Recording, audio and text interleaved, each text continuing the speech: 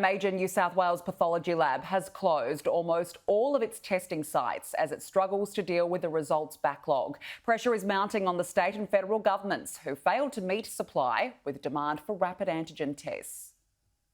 A reminder from New South Wales Health. If you're unwell with any COVID symptoms, please protect others. Don't go out to work, shop or socialise. Get tested and isolate until you receive a negative test result. Easier said than done as testing clinics come under immense pressure to keep up with demand, forcing some to shut down. Australian Clinical Labs has closed down 28 of its 29 sites across Sydney.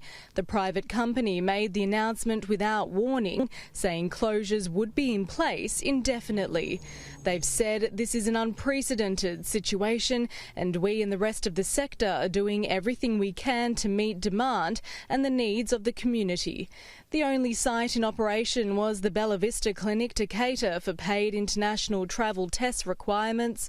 Their website has assured sites will begin reopening progressively. With the opening up of everything at once, the amount of people with infection was going to increase rapidly.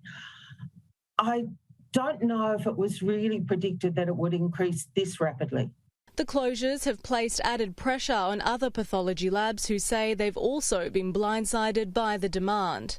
I help on the collection queues, and I've said to a few people, I feel as though I didn't get the memo about this was going to suddenly happen to us all at once, and it happened very rapidly. It's not just a demand in PCR testing that's struggling to be met, but also a demand in vaccine boosters, staff and rapid antigen tests that's costing many people and businesses time and money.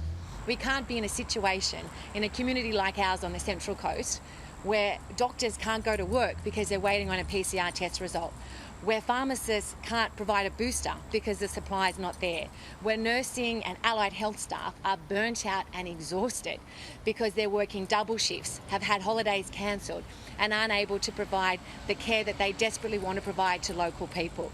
New South Wales authorities are encouraging the use of rapid antigen tests, which are becoming increasingly scarce. Some businesses are taking matters into their own hands. I've got some rapid antigen tests which I can give away. We've ordered some for our business. I reckon I could spare about 1,000 of them.